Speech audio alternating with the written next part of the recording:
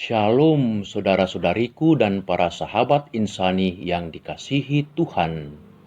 Selamat berjumpa kembali dalam program Renungan Rohani Insani.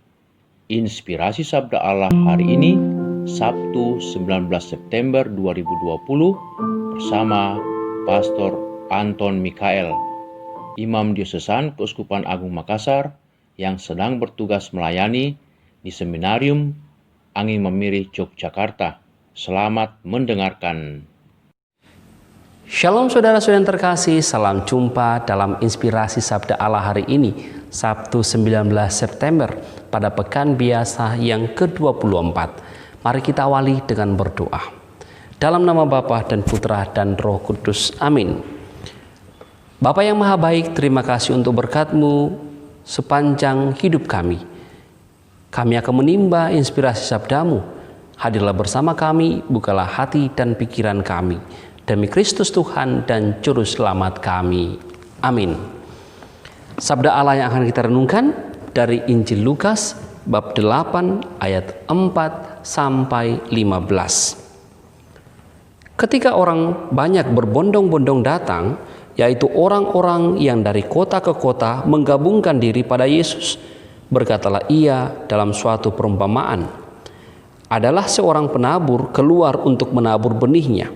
Pada waktu ia menabur, sebagian benih itu jatuh di pinggir jalan, lalu diinjak orang dan burung-burung di udara memakannya sampai habis.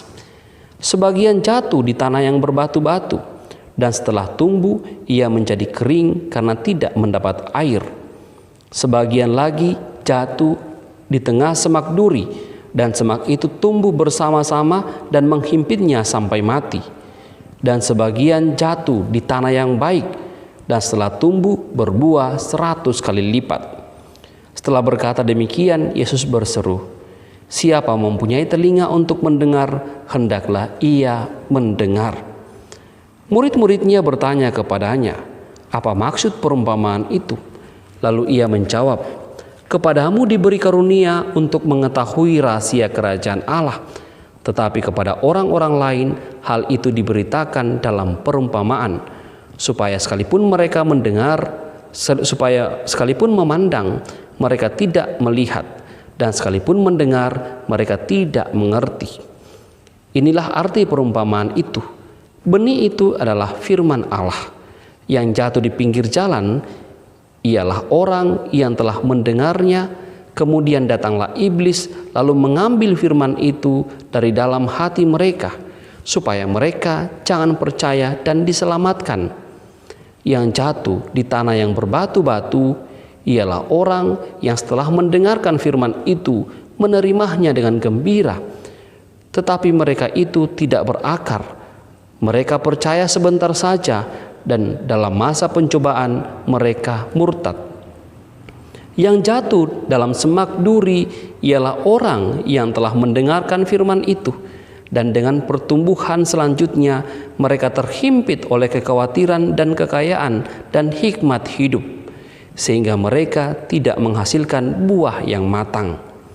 Yang jatuh di tanah yang baik itu ialah orang yang setelah mendengarkan firman itu menyimpannya dalam hati yang baik dan mengeluarkan buah dalam ketekunan.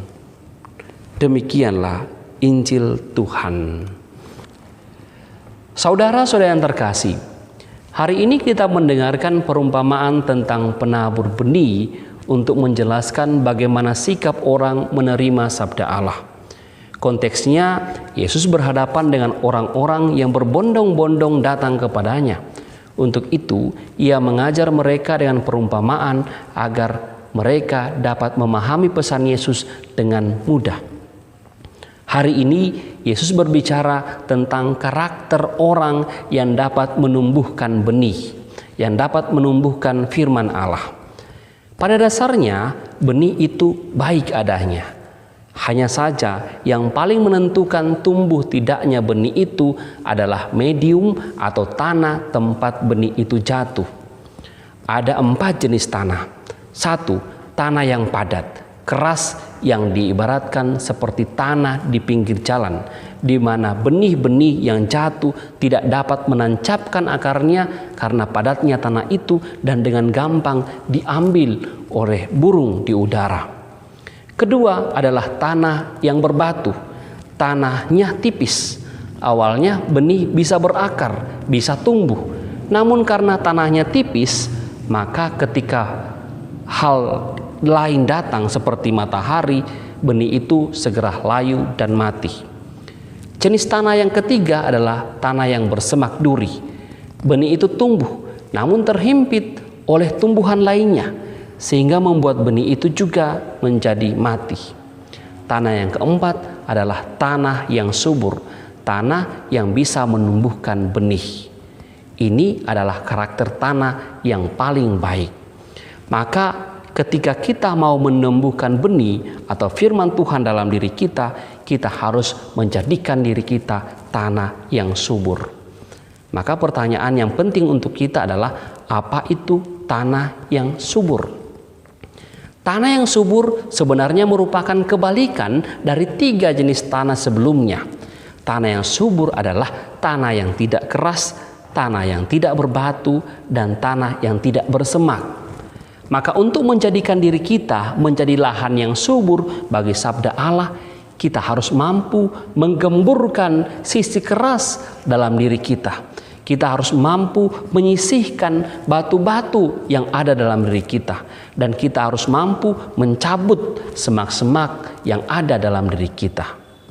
Maka kita bisa bertanya, sisi-sisi mana saja yang keras, yang berbatu dan bersemak dalam diri kita. Saya bisa memberikan contoh, misalnya seperti ini. Sisi keras yang ada dalam diri kita seperti keras kepala, keras hati, tangan besi, dan sisi keras lainnya. Sisi yang berbatu atau kerikil yang ada dalam diri kita seperti kepala batu, hati yang mendua, bercabang lidah, dan sisi-sisi yang lain yang membuat kita tidak setia atau tidak konsisten dalam hidup. Sisi semak yang menghimpit, yang perlu kita cabut dalam diri kita, seperti nafsu, keserakahan, egois, iri hati, dan sisi-sisi lain yang mendominasi hati kita, yang menghambat pertumbuhan iman kita. Maka saudara-saudara yang terkasih, kemampuan kita untuk membuat diri kita menjadi lahan yang gembur, tidak keras, lahan yang tidak berbatu, bebas dari semak duri, itulah yang membuat firman Allah bisa berkembang dalam diri kita. Semoga Injil hari ini membantu kita, menjadikan diri kita menjadi lahan yang subur bagi firman Tuhan. Dengan cara seperti apa? Menghilangkan sisi keras dalam diri kita, meminimalisir batu-batu kerikil dalam diri kita, dan juga mencabut semak-semak yang bisa mengganggu bertumbuhnya firman Tuhan. Semoga saya dan Anda dibantu untuk itu. Amin. Mari kita berdoa dan memohon berkat Tuhan. Bapa yang Maha Baik, terima kasih untuk berkat firman yang kami dengarkan dan inspirasi yang kami timba dari firman-Mu hari ini. Bantulah kami ya Tuhan, semoga kami mampu menjadikan diri kami menjadi lahan yang subur untuk firman-Mu, sehingga dapat berbuah di tengah masyarakat, di tengah keluarga, dan di tengah siapa saja yang kami jumpai sepanjang hari ini. Terima kasih ya Tuhan, bantulah kami. Demi Kristus Tuhan dan Juru Selamat kami. Amin. Semoga saudara sekalian diberkati oleh Allah yang Maha Kuasa, Bapa, Putra, dan Roh Kudus. Amin. Terima kasih saudara-saudariku dan para sahabat insani yang telah mendengarkan sabda Allah. Saya, Pastor Marcel Rotandung, mengucapkan berlimpah terima kasih kepada Pastor Anton Mikael. Semoga Pastor bersama dengan rekan-rekan staf imam, para frater, dan segenap penghuni Seminarium Angin Mamiri senantiasa diberkati Tuhan dalam setiap aktivitas dan pelayanannya. Amin.